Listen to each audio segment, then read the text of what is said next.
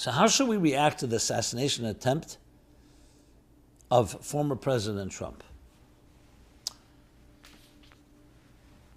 So in general, whenever you see something that many people are witnessing, everyone's talking about, there's no question everything we see and hear is a lesson in our service of God.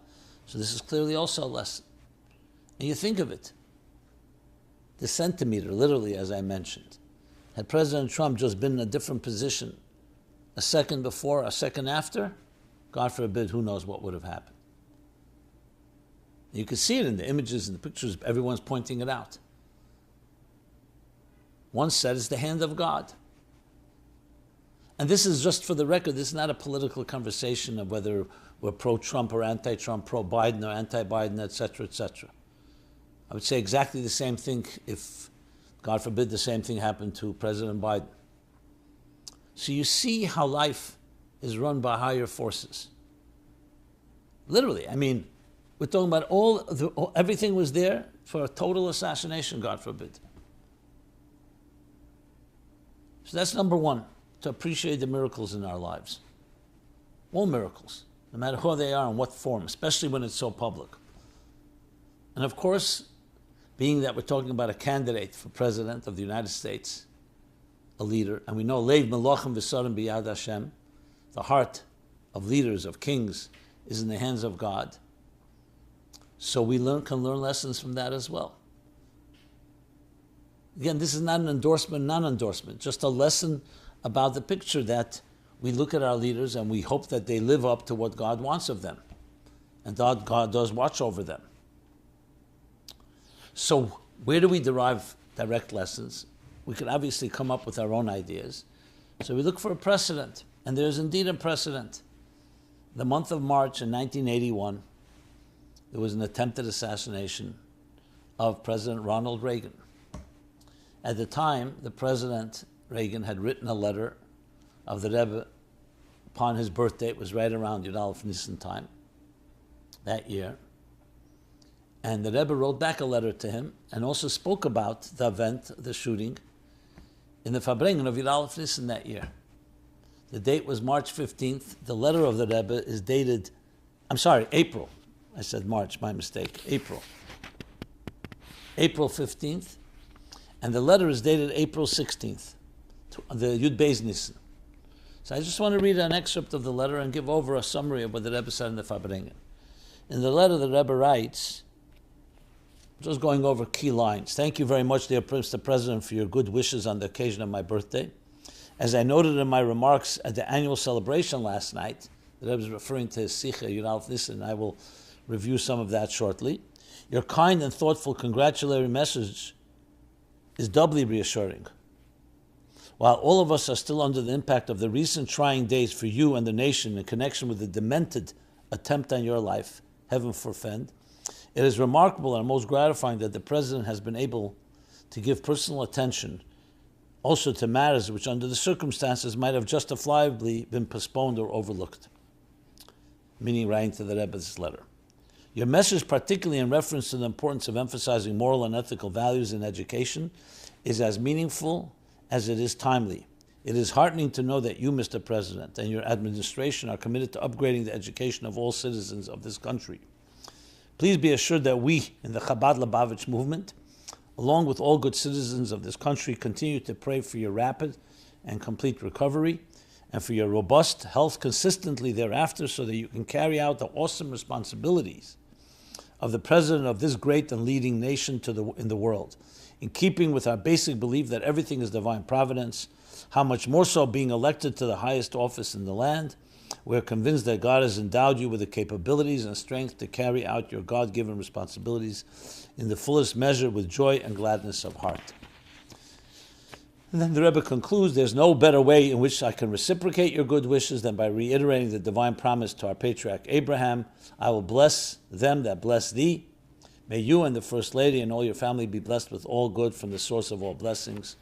And the Rebbe signs with utmost esteem and blessing cordially the Rebbe's signature.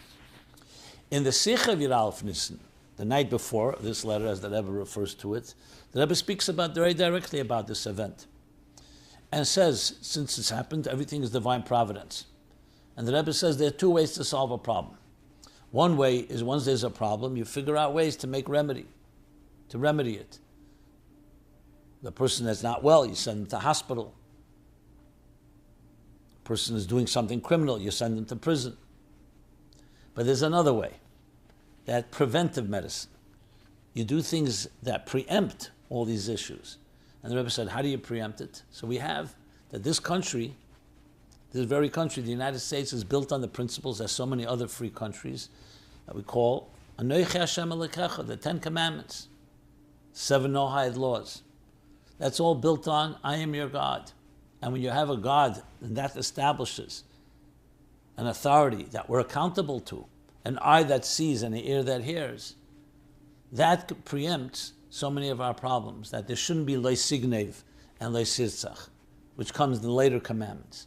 Because Anochi Hashem Elokecha, what guarantees that we shouldn't steal from each other, we shouldn't murder? Because we answer to higher authority. That's the foundation that this country was built upon. In other places the Rebbe refers to, in God we trust. Yud Beis Tammuz Mem Zayin, I saw in Tavshim Mem Zayin, the Rebbe says, when you have Anochi Hashem Elokecha, then you're guaranteed that you'll truly be a free country. Asher Yitzisichem Eretz Mitzrayim. Without that divine connection, you're never going to really be free from Mitzrayim, from all the constraints of this world. And then the Rebbe goes on to speak about education, the necessity for educating children from the youngest age with this idea that there's a God that you answer to, an eye that sees and an ear that hears, ayin reiv ezen shamas. And that's what assures that we should not live in a jungle. So that's the preemptive measure. That if every child learned that, we would have and know that that's the way to bring peace among communities, peace among nations, peace in the world. It's a summary of what the Rebbe says. And therefore, you see a president, or in this case, someone running for president, a former president, we're talking about President Trump now. So these lessons are absolutely relevant. And this is regardless who wins the election. That we learn what a leader is supposed to be. We see a person behaving in this way, taking a rifle and shooting, about to kill him, almost killed, end up killing one of the people in the audience, and injuring severely two others. So what's the first lesson is that's what a president is here for. Not just for political reasons or economic reasons, but to be sure that the country lives up to its highest standards. In God we trust. All men are created equal in the divine image, and as such have inalienable rights endowed by the Creator. That's what guarantees that we will live in a peaceful way and not hurt each other, not attack each other.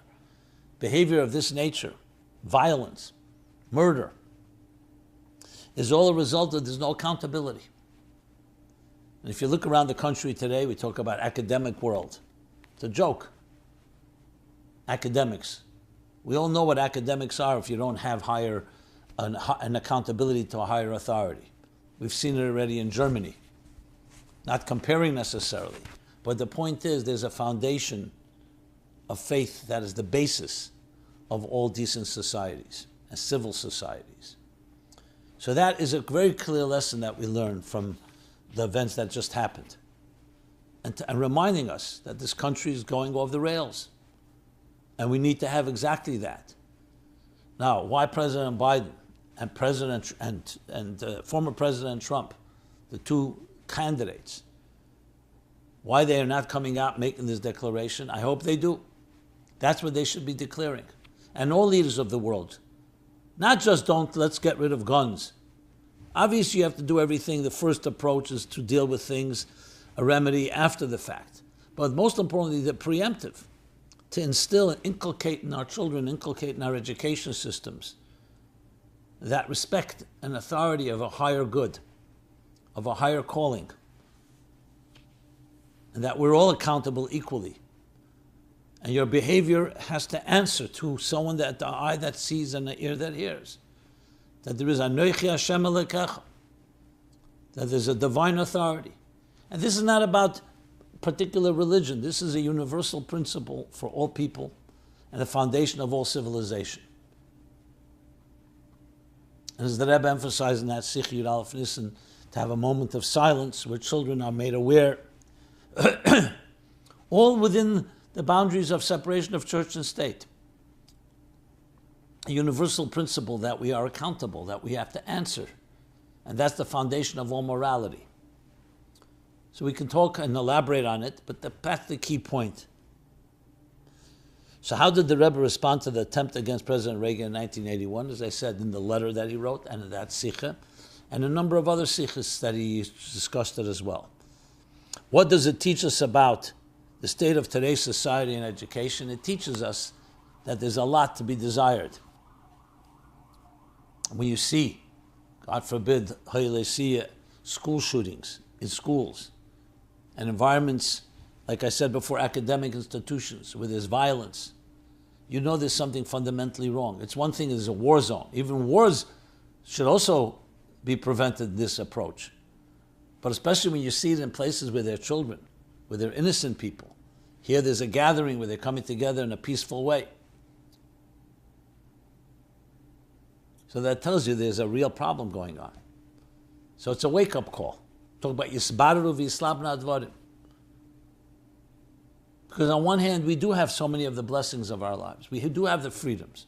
We're not living as it was 500 years ago, under the oppression. We're living in a free country, and we're living in a country that has embraced principles that have become a haven for the Jews, for minorities, for people of all walks of life. And we do have the freedom of our expression, freedom of our religion. So when you see an event like this, it's a wake-up call. There's something fundamentally missing. And you don't hear it in the discourse. You don't hear it, not in the media, not by the political candidates, not by government leaders, not in the governors, not senators, not representatives. It's a sad situation. But that's the essence and the core of it. And the Rebbe hit it right there when he said it in 1981, and said it many other times. That's what we should be declaring and coming out now, on a major offense, and saying, look what happened here. This isn't about Mr. Trump. This isn't about Mr. Biden. This is about the state of the country.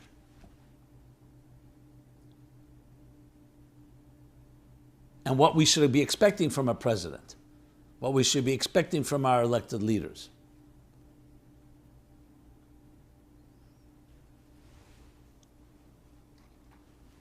And that is to uphold the foundations that the founding fathers established, the Constitution of the United States and the Declaration of Independence. We're coming not far from July 4th, just a few weeks ago. Not even a few weeks ago, it was 10 days ago. And what we have to do is embrace that. We're not talking about introducing new legislation. Let's just embrace the foundations that this country was built upon.